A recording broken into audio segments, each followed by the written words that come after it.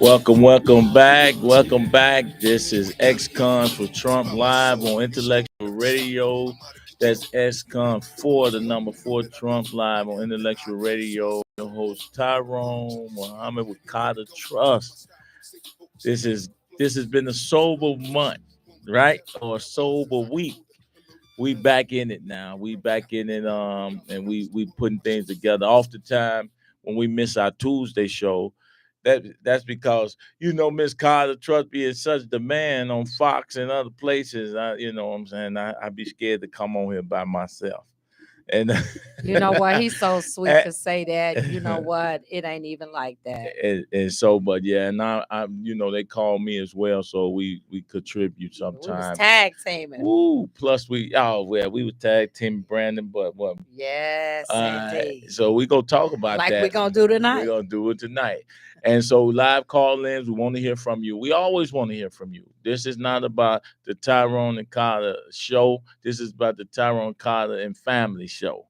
And we pushing in the right direction, and we hope that you will be involved and get involved, because that's a lot of work we got to do in these upcoming elections, these upcoming days. And regardless to who's in office, see, that's the difference between us. We're going to keep our pulse on Donald Trump as well, President Trump. We don't care who's in office. It don't matter if it was Kamala Harris. We would have kept our hand on her pulse and make sure that our community get what it needs. And that's right? it. That's it, Brother Tyrone. That's it. All. I don't care who's sitting in that seat. That's right. One of the things that we have to remind our elected officials is that they work for us. And I don't care how they stand in front of you and beat their chest and tell you that I'm going to do what I feel the will of the people is. No, brother, you going to do what the people feel is the will of the people. That's right. And if you don't do that, we going to call you on the carpet. Don't matter who you are. Yes. Carter, guess what? What? So we had the whole incident. First, we had J.B. Pritzker talking tough. Yeah. Like, come in and I'm gonna protect my people. And see, this is what I mean. You want the people to obey and abide by the rule of law. Then you have elected officials talking like they got a choice to not abide by the rule of law or not to comply with the people's wishes of what we voted Donald Trump and others in here to do. See, here we go again. They don't have humility to say the president is giving a mandate. Whatever our president want done, we are now, since the people we've heard from the voters, this is what we got to do. That's the mandate you all gave them. Like, we voted for Brandon Johnson. Not me, but they voted for him overwhelmingly. We gave him, he brought in the migrant, he ushered in, just same with Mr. Pritzker. He did the same thing. And we were forced to deal with that. And comply. But here Donald Trump says, hey, migrants coming out of here, Tom Holman, come on in. We're gonna help you. Reach out to us. We know where they hanging at. We're gonna assist you in removing these illegals, and we're gonna get our communities back on track. So, Carl, what you got to say about that? Well, here's the thing. And I gotta say this to both Brandon, Pritzker, and all of the Democrats who are out here thinking that they're gonna stand their ground. Read the room. Read the room, people. Brandon even went as far as to say that Trump his policies was gonna hurt black folks in Chicago. Ain't nobody hurting black folks in Chicago more than you. How dare you? And the fact of the matter is, Brandon, Governor Pritzker, we don't want them here. Now, we ain't got nothing against them, but we don't want the baggage that comes with having the migrants here. Mm-hmm. We don't want to pay the increase in taxes. We don't want to pay the increase in services. We don't want to lose our services or have them diminished because you got to find money in order to take care of the migrants that you said you wanted. Now, you'll stand up there and talk about how this problem was really created by Lori Lightfoot. And at a point it was. But see, you done stepped in now He took it and off. doubled down on it. Sure did. That's what you and Priska did. Y'all doubled down on it. And here's the thing. Not only did Trump win by the popular vote, not only did he win by the Electoral College, but here's what you guys are failing to look at. People didn't necessarily vote for Donald Trump. They voted against the Democratic establishment. That is the biggest like I said, people read the room. That's it. People came out and they voted against the mess you talking about. You standing up there talking about you gonna protect sanctuary cities. Brother, don't you know that's what the people voted against? Don't you know that that's the reason I'm sitting here today handing you your behind? It's because of that. So I say again, read the room. People ain't interested in taking care of migrants here.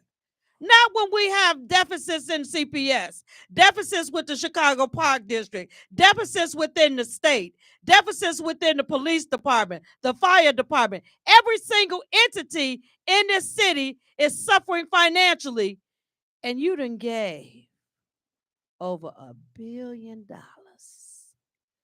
to the newcomers. And you stand there with a straight face and talk about how Trump is going to hurt the Black citizens of Chicago. Well, right now, Mayor Brandon Johnson, you wear that hat, and you're wearing it well. As a matter of fact, it's too big. It's smothering you because you can't seem to read the room. I'm trying to understand, like,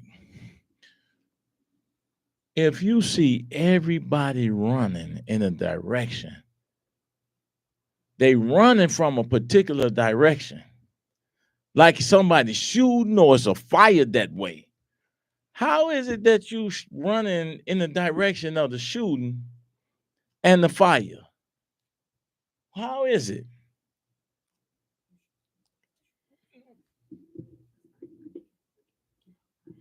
Here's what you got to understand, Brandon, and I'm gonna just say this to you. And I hope you out there in the bushes listening. But listen to me when I say you need to go somewhere and sit down and take it on the chin like the rest of the Democrats. Because the fact of the matter is, right now, President Trump is the president. He holds the purse strings. We're suffering in the city financially, and we're going to need some government money. We're going to need some government help. Now, what you think President Trump going to do for the city of Chicago if you standing up talking crazy, knowing that we need money here in this city for education, knowing that we need money in this city for the police department and for law enforcement, knowing that we need money in this city for some of the programs that even you and your CTU friends are pushing.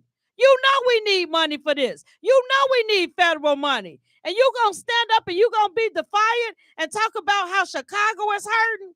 But you know why he's saying that, though, see? Because he done flapped his lip, and he keep flapping his lip. So when the money don't come, then he want to try to say the President Trump didn't do nothing for the city of Chicago. But here's the thing. It's just like Lori Lightfoot with the governor of Texas. She stood there and he talked that mess, and he said, okay, you the city of big shoulders. Y'all want migrants? We gonna send you migrants. See, when you get the flapping your gum and writing checks that your behind can't cash, then you mess around with migrants. You know, and that's why we in the shape that we in. So if you don't listen to anything else I say, go somewhere and sit down and try to govern for the rest of this term that you got, so we can work on getting your replacement. Just do that for me. He's not gonna do that. He can't do it. It's impossible. The whole city council don't read the room.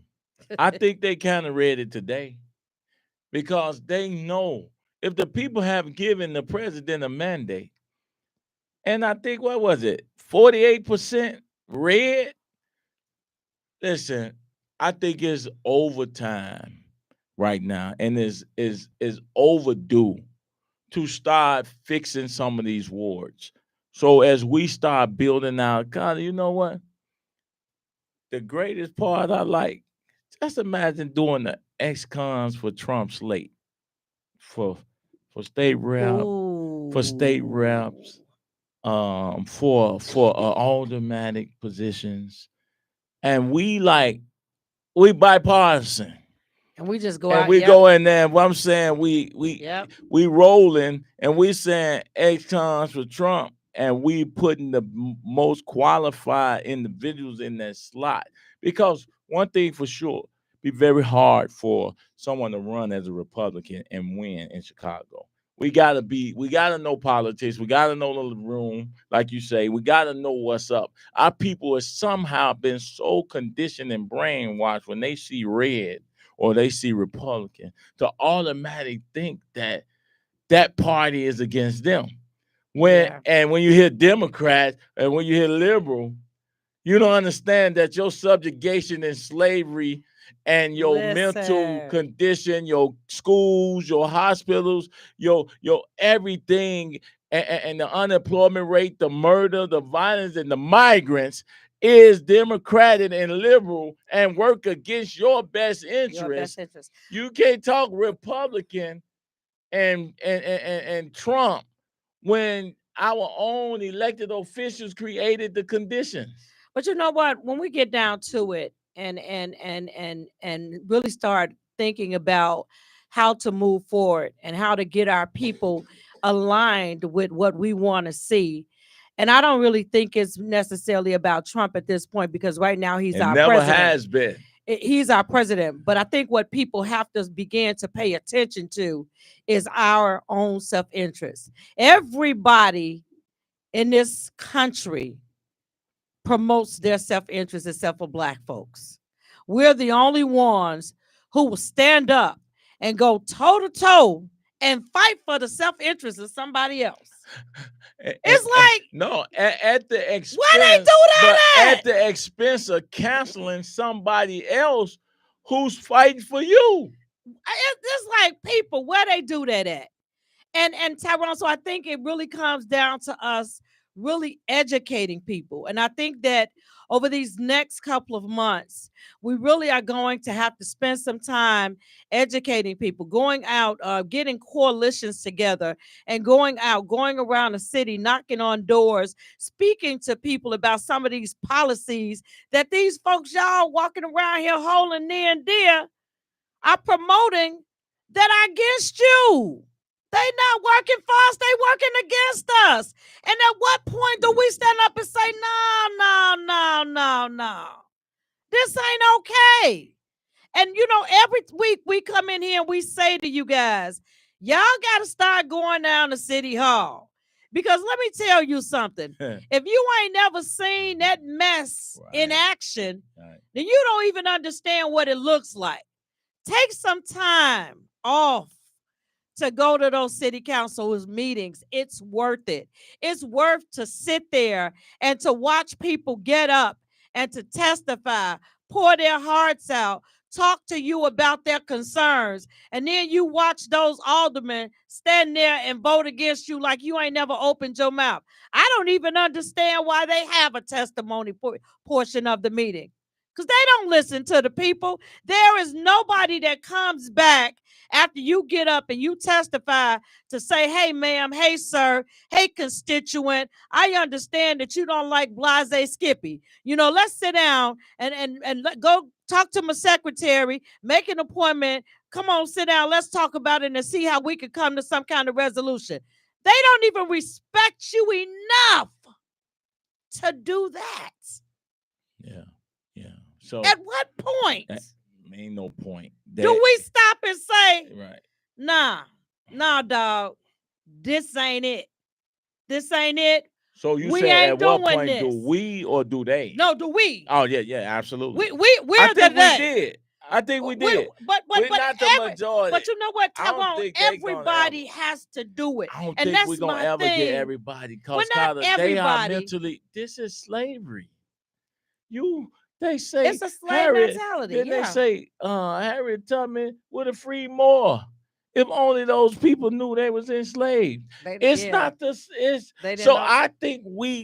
I often think we think that people are smarter than they look.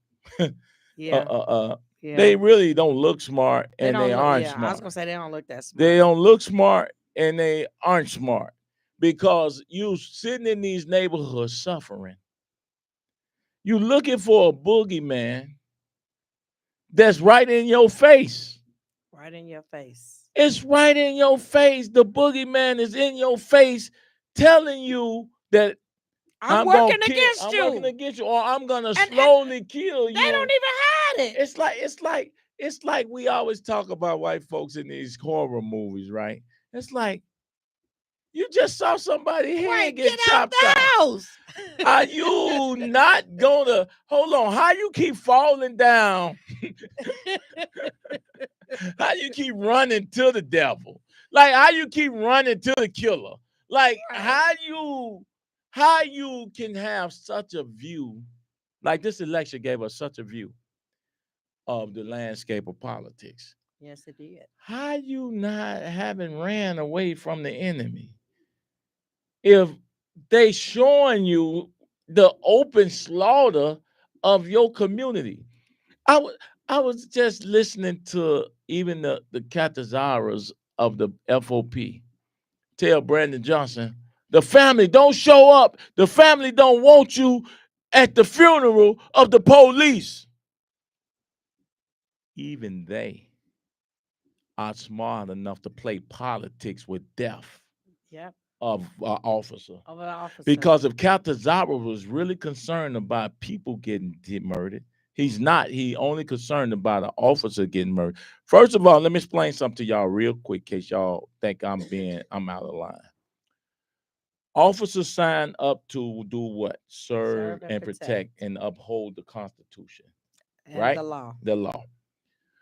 They know when they sign up that the job that they signing up for is dangerous. Yep. They know that when they sign up that it's dangerous, but they also know, according to the Constitution, that they are to uphold the law of the community of the citizenry that they are Defending. defending. Protecting it for defending. Yes. So at what point do the murder of a police take precedent over the murder of Of people. civilians and people when the civilian when the police is entrusted with authority and power and our tax dollars to protect us? That's We right. don't pay taxes to protect the police. That's right. We pay taxes to, so y'all Have them got to protect watch us. this talk. See this blue gang, this red gang, this black, all these divisions in our communities, and you don't watch it. And then over 300-400 black men and women get murdered in Chicago. Catazara don't have the same energy, nor did Mayor Johnson, Yep. J.B. Pritzker, all any of these elected officials who gonna show up at this officer's funeral. None of them in droves have shown up in masses for the black women and kids getting murdered in Chicago every year. See, y'all keep letting these people play in our face, and she say go down to city council. So when you go down there and see the dog and pony show, because really it's all of them positioning themselves for the next election, for the next position, for the next contract, for the next advancement of their own self-interest. So if you don't go down there and ever see, like we did today, our president make the other aldermen know that to vote with this guy, continue to vote with this guy, y'all I'm gonna gonna get lose done. my job. Yeah, that's right. And you know what? Here's another thing. Another part to that is the murder clearance rate here in Chicago. Oh, Lord. And that's something else. If you ask these families that have lost loved ones in the street to violence, and the fact that when they call these districts and they are called to find out, what has happened, where's the investigation? Has someone been arrested? Has someone been charged? Has someone been questioned? Don't nobody never know nothing. Nobody never knows a thing. I got a problem with that. I got a problem with 2 men getting murdered in the JJ Fish, and no aldermen had a press conference. And the thing that I'm most puzzled about is how they never require these businesses to ever have security to protect the citizens in crime-ridden neighborhoods. And the other thing that I hate the most, let you open the business. Oh no, you better have. Oh, you better if not, you open a business, or they'll shut you down if something happen. You'll be. I've seen so many shootings happen in gas stations, and they still operate with no security. And you'll be a fool to go in some of these gas stations. Women, I see why y'all are terrorized. I see why y'all are frightened. It's no way a black woman should go into a business by herself, needing gas, and have to drive to another neighborhood. Another city neighborhood to get some gas. You gotta go to another city. When we got all this $2 billion in police funds of tax money, and I got to go to another neighborhood to get gas. Furthermore, how is it that it's okay if I'm the alderman? If you think these neighborhoods are this unsafe, well, you put glass up to protect you, then you better have security on the outside to protect the patron. So if you don't need security, then take your glass out. Take your glass down. Take the glass or down. You got to shut this business down. Why we can't get I said this 100 times, and you would think that I give so many cues for them to properly govern, they don't even use them. And then when they do use them, they still don't give you credit for educating them on how to best exercise their I went to governance. an establishment today, now that you mentioned that. I don't know if you've ever been to GNN, breakfast joint over on North Avenue. GNN? GNN. No, went there this morning. I haven't been there in years. But you have to stand outside and order your food. You got to be careful. What is glass? Stand outside and wait for them to bring it out to you. And I told my son, I was like, I'm not doing this. You a fool. Yeah, but you mean I gotta stand outside and order my food and then stand outside and wait for somebody to bring it to me? And this is how, like I said, we got some issues because we think that that's okay. I'm gonna give you my money and let you cook my food, and then you're gonna disrespect. And I gotta stand outside to get robbed and wait for you to wave to me to come and get. I'm standing up there looking at it, and I told my son, I was like, I ain't that hungry. And you ain't that hungry. But you know what? We accept that mess. No, we eat out of gas stations. I don't eat out of gas stations. No. You don't eat out of gas stations. See, that's why I don't want us to get in the habit of believing like we are bigger than the people, right? That we serve. Our people in their ignorance and what they're able to afford. Because the boule class and the bourgeoisies never see themselves as experiencing the conditions of the people because they are comfortable not having to do that. Me, I love being in the streets. I love I love even the danger. As a man, I'm not asking no woman to be that way. I love the danger of actually approaching little homies and people standing out that seemingly are threatening. Because I love to defuse or what you call it, challenge their that crap, right? Yeah. And that's what men are supposed to do in the midst of their communities while young folks are perpetrating maneuvers of terrorism on our population.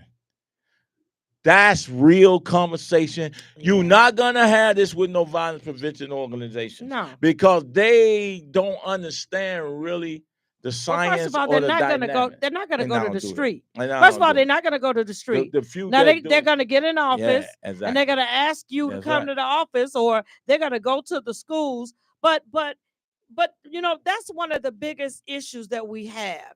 Now there's a few brothers who go out to the street. I can think Exactly. of you Yeah. and maybe two or three others. But there's got But the great rest guys of in them them, groups. But what they they do ain't is going they out there. destroy them because they are not giving them the tools they need to really prevent anything or intervene. So they just becomes high, shall I say, high paying jobs to walk the streets, to Walk babysit to the babysit the blocks. blocks. They not really. You can't stop shootings, people, without removing shooters. I'm gonna say it again.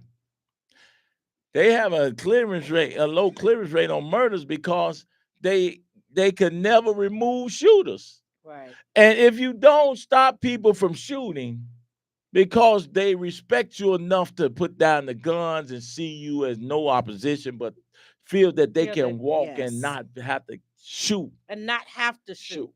Because that's the thing. That's The so thing is not having to do it. so what government steps in and come in that gives us the resources so we can stop the shootings? Well, you For had real. Like these ones with the governmental program that's coming out of Springfield from Pritzker's office, it's the same resources given to the same groups that has already proven that they have no real metrics to remove to shooters. remove, but I don't know that they're trying to though. They're Mr. not. Tyrone, they're not trying They're to. not. But why we keep playing with Because them? there's see what here's what people don't understand is that there is money In Black in Death. in Black Death. There is money in poverty. There is money when there's disinvestment. See, because let me tell you something, the dollar never stops flowing. Understand that. If you look at the city budget from 20 years ago and you look at the city budget from now, it is steadily increased based upon the population, Mhm. but the services have not. What we do with the money has not. The money has never stopped flowing. It just gets trickled down to less people. Or the same group of people because they just What gather them in the revolving door because I can mess up in this group and then go and then get I go another right one. over there in this group. And I was the executive over here. Now I'm the executive over there. And so it's really no accountability to really produce any true metrics. Uh, and they use false numbers. And they don't really have nobody like attorney general. We don't have one. And Kwame Raoul, he has to go to. We don't have one to to do checks and balance on these thieves. These organizations Yep. that get millions and millions of dollars that are basically out here pimping the community. And I say pimping the community because we're giving them our tax dollars to run these programs that are top heavy, where they're paying themselves these $1 million salaries, and the community is continuing to suffer. And now they got big, beautiful buildings, oh Lord. but nothing is being done. There's no change. Where there's no substance to expound on what is actually being done. And when you look at these new programs that they're trying to implement and the money that they're attempting to siphon from the city, like these sustainable community school programs that they're trying to come up with now.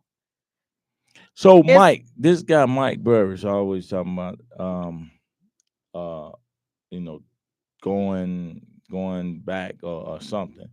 Um when are we going to have the collaboration conversation? First of all, Mike, you always saying what are we gonna do? We out here. We looking for you to show up sometime. When you could call in right now and explain yourself because I have a few questions for you. We how haven't about had this, Mike? 708-223-8953. 708-223-8953. Explain yourself, brother, No, please. how about this, Mike? If you asking for the meeting, why don't you set it up and we'll come? Yeah, that's right.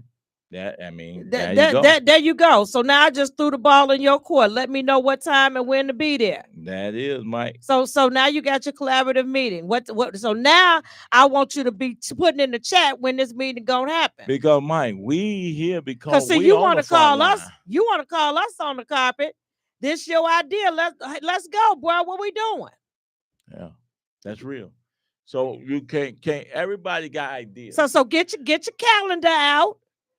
And I'm gonna sit here and I'm watching, waiting on you to scroll in a meeting date and a meeting time. Cather Trust, congratulations to Cather Trust's granddaughter, Jada, graduating from FAMU with a degree in Pharmaceuticals. science. Yeah. Yeah.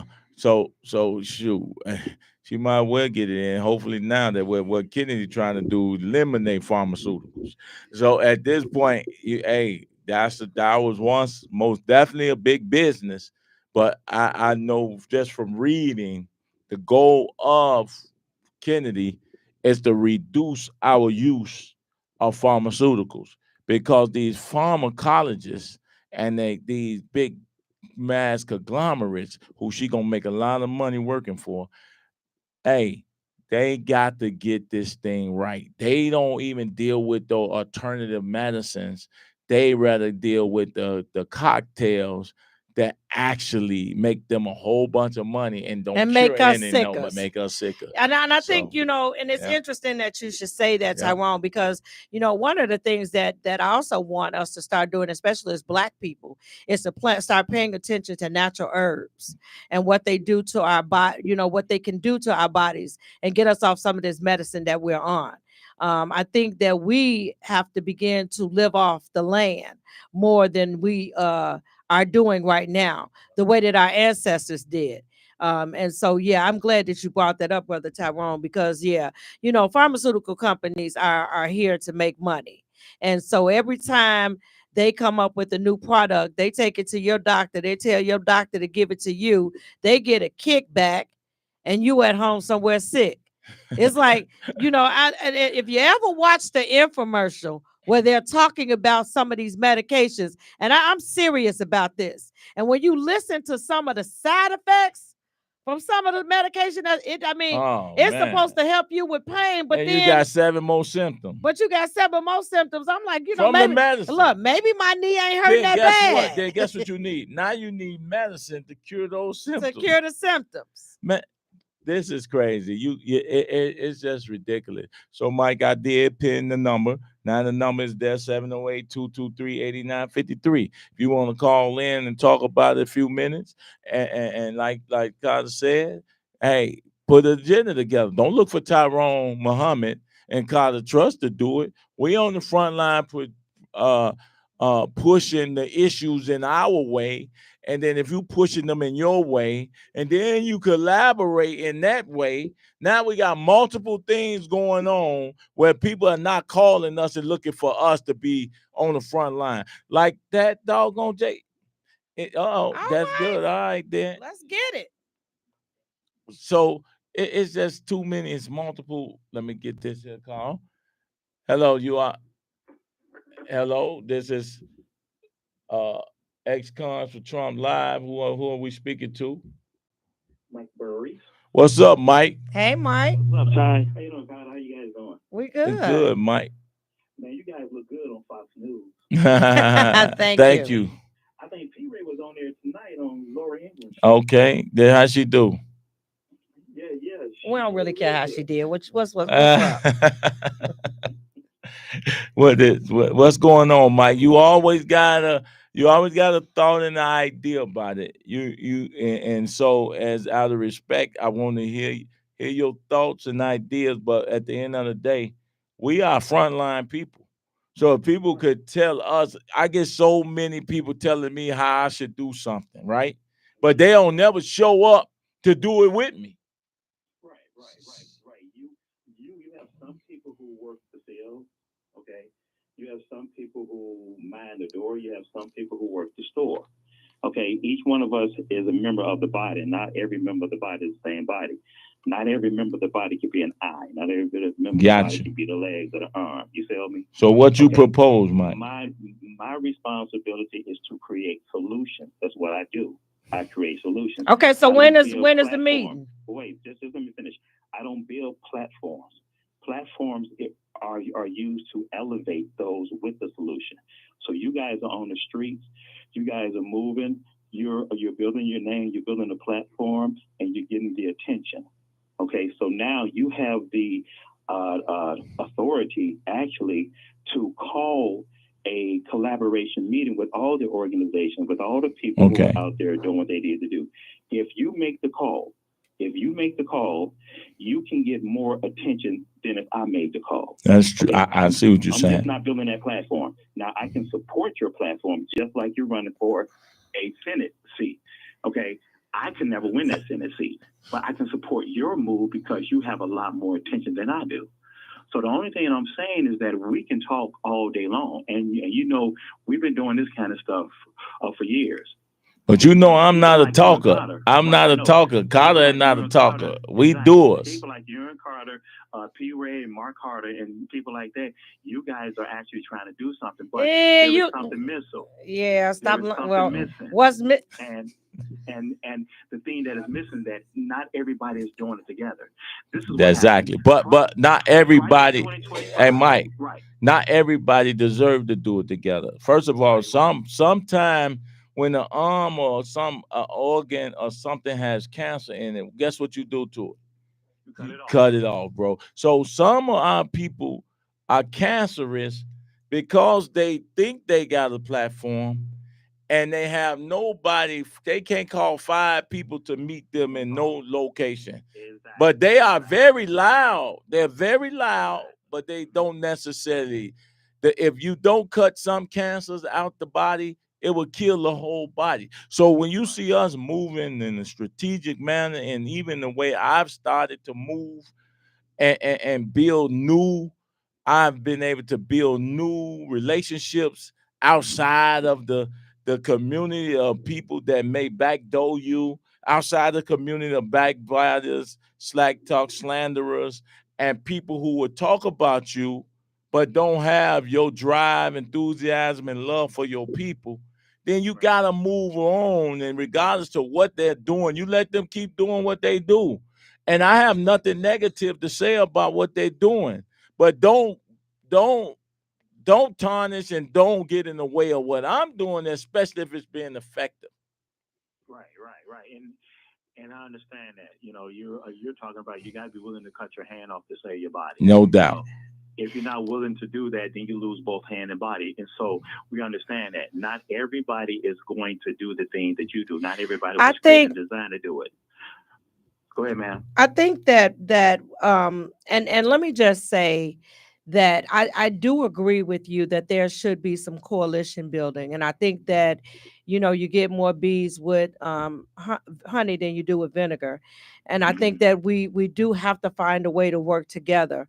But I will say to you emphatically that some of the names that you've mentioned, I've tried working with. And so the thing with me is I don't have an ego problem, but you have to respect me. Right. And the minute you disrespect me, I'm done. And that's who I am. And if you're not big enough to come back and apologize and see that backbiting and backstabbing, and I ain't got time. I don't have time for that. My time is precious. I'm almost 60 years old. So at this point in my life, every second counts. I ain't got time for BS.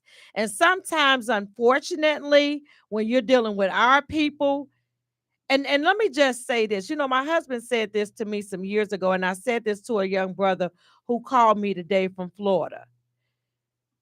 In the business of saving our people, you almost have to take a vow of poverty because ain't no money in this. And so when you come into this and you looking for $1, like most of these people are, there's going to always be problems, and we can't have that. The Project 2025, 100 white organizations came together to establish that. The Office of New America, 100 Hispanic organizations came together to establish that. I know we have more than 100 organizations in this city and in this county in order for us to come together to establish it. We're not going to do it separately. Now, our enemy know that. Let me say this to you. We don't have more than 100 organizations. And let me explain myself. Just because somebody started LLC don't make it a company. You understand what I'm saying? Anybody can establish an LLC with $150. Right. You got a lot of people popping up churches and calling themselves pastors with no flocks. So they may be organizations in name, but their structural intent is not necessarily to be about the business of serving the people. It's about, go ahead. You have an organization that you believe is about serving the people. So everybody is going to be under your umbrella. No, they're not. Listen, I'm only telling you. Listen, that's what I'm saying. You saying what they're going to be in my organization. I'm telling you that they ain't.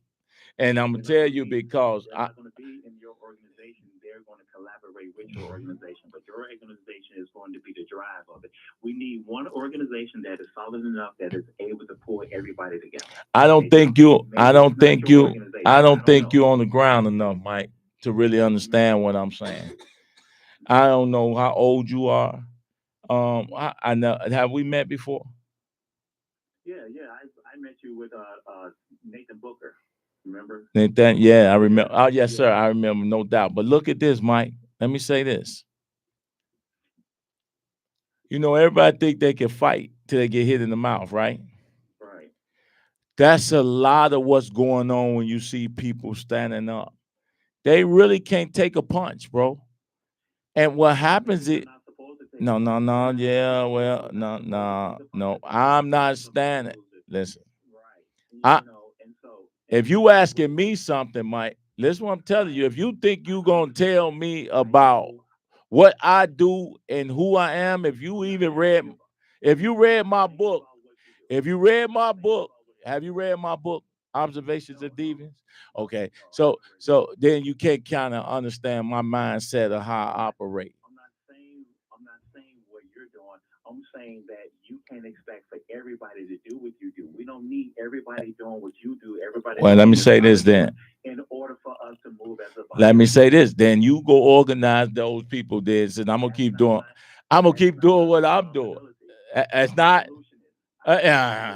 So let me go, Mike. I love you, brother. We got to go, but thank you, man. We're gonna talk and collaborate on offline because you're gonna go back and forth about you being the solutionist. Mike, put your phone number in the DMs, not in the chat because you don't want everybody to have it. But put your Tyrone, I'm gonna message you in Facebook. All right, thank you, brother. Okay. Appreciate you. So what I was just saying, Con, is this. When we was in the streets and we were selling drugs, right? In order to bring some cohesion to what we was doing, we had to have one or two things. We had to in order to control the distribution, we had to have the best product, or we had to have the biggest guns. Wow. And also, if we didn't have the biggest guns, we had the guys with the biggest hearts. See, you got to have something to create a solution to fixing us warring for corners and blocks. Yeah. So when we said we not only had the biggest hearts, we had the best drugs, and then we got a hold to Uzis nobody else had. So once we get the Uzis and you still shooting revolvers, guess who has the biggest shooting power? Yep. So not only we already had the best drugs, we already had the biggest hearts. Now we got the biggest weapons. So guess what's gonna happen to the area? If you was this gang, we was flipping you and we was gonna feed you. See, now you can't sell on the corner if you're not selling our stuff. Right. But we ain't gonna stop you from eating, but you just gonna move our product. See, politics and dealing with this stuff, and they don't understand why I understand it the way we do. Because guys in the streets are really businessmen. They are really no more than the hate they hate produce. They are American. America does this with its military. You're gonna take our product, or we're gonna take your oil. But this is what you're gonna do. You're gonna let us set our bases up on your country. And we're gonna bring your product in. We're gonna put the tariff on it, but you can't move no product through the Middle East or the Arabian Peninsula or North America without we sanction it. Unless we sanction it. So we get charged for all of the stuff you see little homies and them doing. So when you break it down in micro, now you can understand the devious plots of Army, Navy, Air Force, Marine, Special Forces to remove certain people. Now they hired killers, and we call them patriots. But the objective is to control land. What you think these gangbangers is doing when they own, I'm little homie, them 300, 600. I'm controlling our area because we able to hustle over here. Yep. It's territory. It's about territory. But guess what happens when you say nobody had to kill each other to hustle? We got resources for everybody in every community to eat, just like we had with the migrants. Everybody got a link card to swipe. Everybody got this. Yeah. Everybody got that. We wasn't given anything. So when you want to talk about solutions, Mike, solutions comes out of actually having an understanding of block sets, crews, this, that, what the dynamic is when you start talking about doing real intervention crime. You can't talk to them shorties in the streets when you don't even understand how they're moving through the terrain. How is it that these people are the specialists in violence prevention and they can't break down what I just broke down? It's like if we're collaborating, because see, in order to collaborate, you have to have a point of direction. And until we get a point of direction, what are we collaborating? That's what I'm saying. And if your point of collaboration, it has not done or produced what I've been able to produce without governmental assistance help, why am I listening to even the government when they not even fixing the issues and damages that their hands have caused? How is it that we consistently expect them to solve our issues when the people that's most readily able to solve it are subject matter experts in everything that they say they want to do, but yet they won't even call you to the table to give them ideas to help them? Because ultimately, it's not about you ever fixing the problem, as Carter just said. It's about managing the problem enough where they can get rich. You get old, dead, and dry up, still talking about Jesus coming, still talking about Jesus done sent you messengers. Carter giving you a message every day. See, y'all too spooky for me. Wash, rinse, repeat. Too spit. Yeah, you That's too what it is. spit. It's wash, rinse, repeat. To the next, to It's the next, to the next, cycle, to the next. Continuous generation. And until, like I said, until we can come up with a direction that we're going to move in, that is going to uplift our people and bring us out of the pits of hell that we're climbing into, what are we collaborating on? And I'm going to say this last before we get ready. We got like 5 to 6 minutes before we close out for the night. Let me say this here. When you can think and you're free, you're dangerous. Say it again. When you could collaborate your freedom, your eventually, if you could talk about how to help the people become free and to have free thought. See, even while everybody was calling us all these names, Carter, and everybody was leaning on to the left, we were still in our positions. We were still showing up because we don't need the hand that got cancer to save the body. See, we cut that off and we keep moving without that hand. That's right. And so our people represent a lot of cancerous cells. And if we keep waiting on them to cut the cancer out of them, the cancer gonna spread into us. This is why we have a repeat cycle, repeat, rinse, is a repeat cycle of the same thing. We have never really had the opportunity to choose our leaders. And let me tell you what it looks we like. haven't. It turns into jealousy. It turns into envy. It turns into discourse. It turns into backstabbing. It turns into all of those things that keep us perpetually down. And so, again, I say collaboration is a wonderful thing. But before you can collaborate, there has to be direction, there has to be education, and there has to be understanding.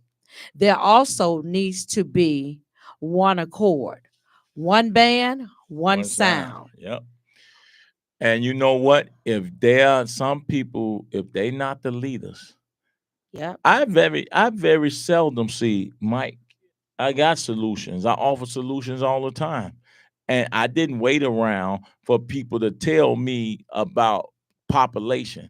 I understood that ex-cons is a big voting block. So I said ex-cons for Trump. That's a solution for ex-cons to have power, to understand that they represent the biggest voting blocks in the country. And I'm going to break it down real quick and show you what I mean.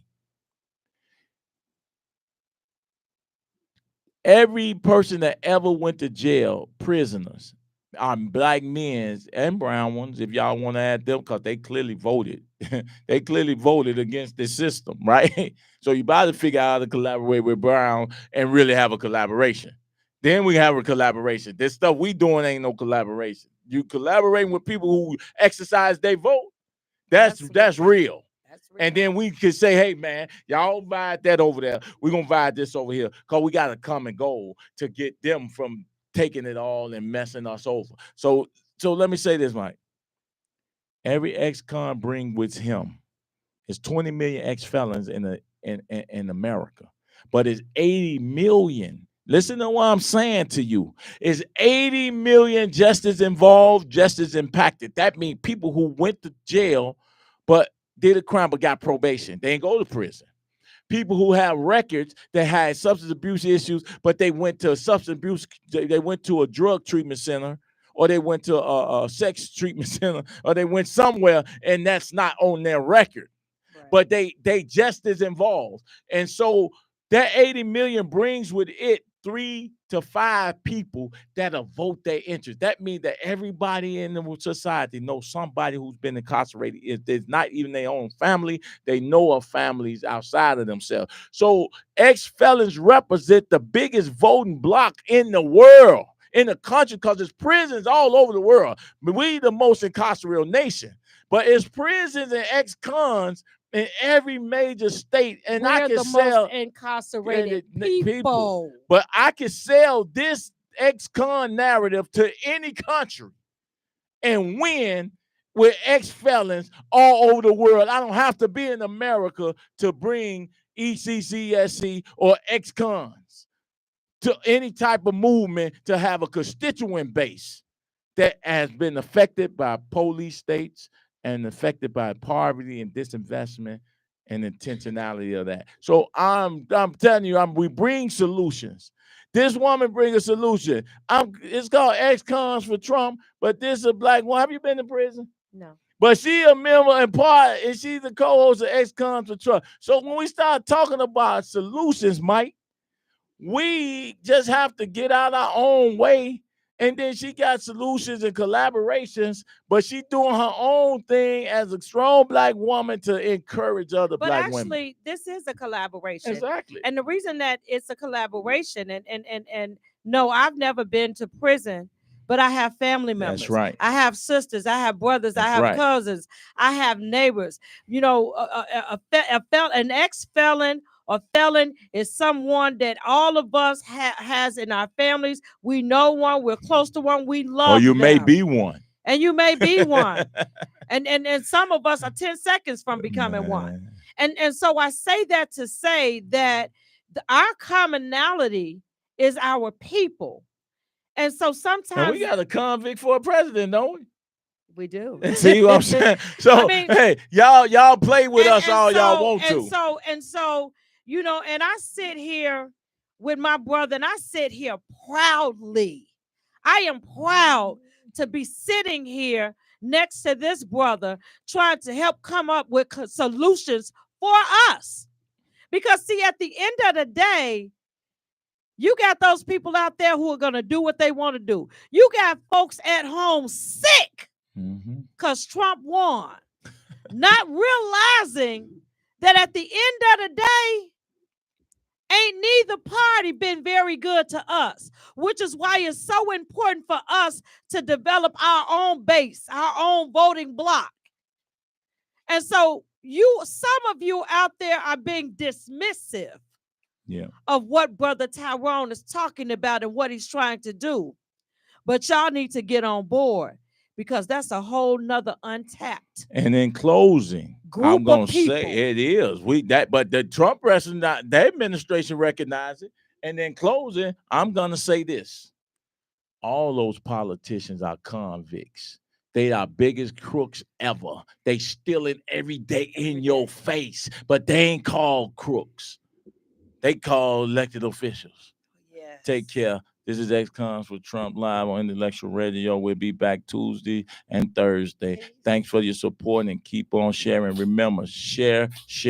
Go and subscribe to IntellectualRadio.com. IntellectualRadio.com. Thank you. Thank you.